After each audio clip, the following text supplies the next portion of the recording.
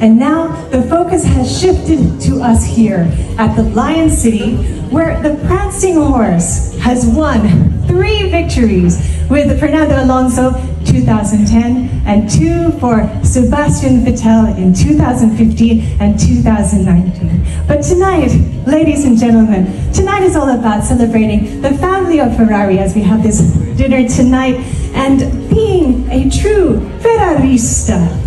We have reached the highlight of our evening, ladies and gentlemen, where we'll be revealing to you a very special prancing horse.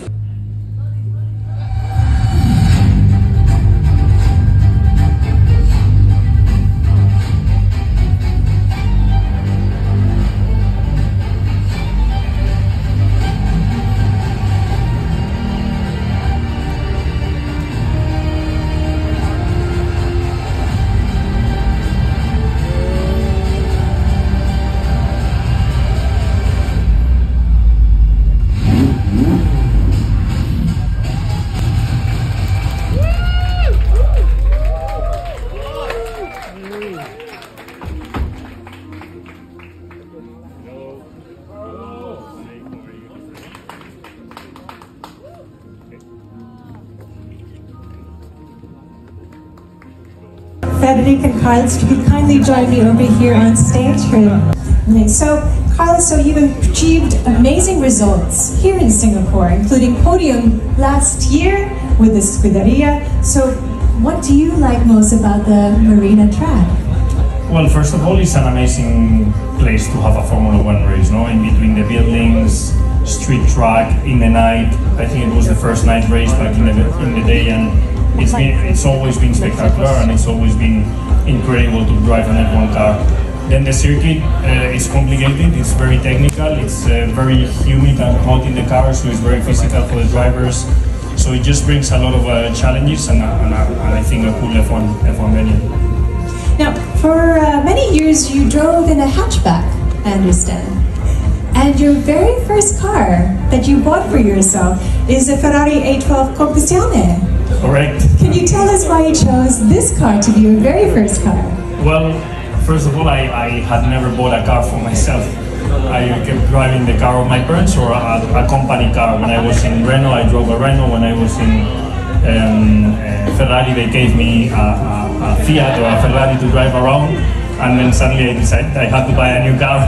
And I fell in love with the 812 Competizione. The moment I saw it was my favorite car and the most beautiful car I had seen. So I decided to give myself that gift in a way, and now I get to enjoy it when I'm back in Madrid on the weekends. That's wonderful. They gave you a discount. Actually, no. Ferrari doesn't give discounts, not even to the drivers. But now that Fred is here, maybe you can help me a bit, everyone, put a bit of pressure, because, yeah. So, Carlos, if you were to Google your name, Carlos Sainz, your name appears first ahead of your father, Carlos Sainz Sr. Is there any teasing at home who's the better driver? And if there's any advice that your father has passed to you that you use to this day? Well, first of all, I think my dad, is a very obviously important character. He was the 2-time world champion, and the fact that I appear ahead of him in Google, I think it's maybe because of the age, and more people look to F1 now than maybe rally, But he's always giving me good advice. I always have him there when I need him, and obviously he lets me do my own thing. Nowadays I'm 29 and I don't need so much his support, but he always has very good advice when I need him, and comes to some races and still manages me a bit on my contracts with Fred, and yeah, it's exactly. So yeah, fighting for the discount of the next Ferrari car. I heard that here at Ferrari. Well, thank you, Carlos. I'll come back to you with my last questions for Frederic, for you. So, Frederic, you have kindly agreed to give us some insights to the world of Formula 1. Without further ado, here are your questions. So after a quiet start to the season, the Scuderia achieved its best results of the year at Monza. Now with Carlos finishing at 3rd, Charles at 4th, do you see this as a turning point in the campaign? And what can the Tifosi expect to look forward to for the rest of the season? It's not completely true, because I think that we were in a good shape on the high-speed track from the beginning of the season. That we did a pole position in Baku, we did pretty well in Canada also, and in Austria. Monza was for sure a mega one for us, with the pole position, like the fight on track between them, but it's another story. But and the fact that we finished third and fourth in the pace of the Red Bull was a great achievement. Even we are still targeting to win, but I think it was a real step forward. Now that each track is different, and we are in a pack today between let's say P2 and P12, that for 1 or 2 tenths of second a lap, you can move from the top to the bottom. It means that every single weekend you have to start from scratch to have the same motivation, to not consider that it's done, and we are coming to Singapore with this mindset.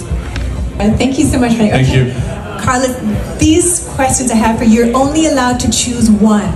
It's like rapid fire. Okay. Okay, then you really, really fast. It's gonna be good. Okay. Smooth operator or señorita? Smooth operator. Yeah. Always. Barbie or Oppenheimer? I haven't watched any. I need to. But Oppenheimer, I think I would prefer. Okay. Messi or Ronaldo? Ronaldo. Real Madrid winning the Champions League or you winning the Grand Prix for Ferrari? Me winning the Grand Prix. It shouldn't even be a question. I love Real, but not that much. A ski holiday or beach resort? Being Spanish and liking the heat and the sea, beach. Beach resort. Okay. He's not allowed to do ski. He's not allowed to ski. Okay, no skiing. So, fedora or carbonara? I'm gonna go carbonara. I'm nearly Italian now because I live there and I love carbonara.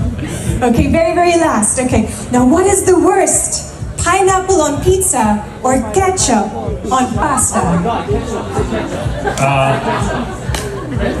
I will say, if you talk to an Italian, you tell them pineapple on pizza, they want to kill you. But then if you tell them ketchup on pasta, maybe they kill you even more. I don't know. I won't pressure you. Don't choose. Don't. I cannot choose because I will not be able to go back to Italy. Pass.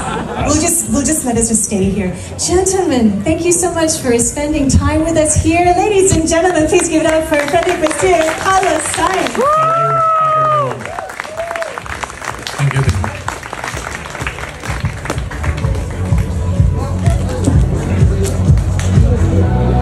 This is your chance for more photos.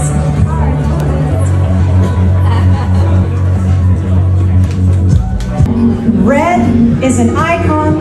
It symbolizes desire. It gives out energy. It represents passion. Most of all, Ferrari is red. Enjoy, ladies and gentlemen.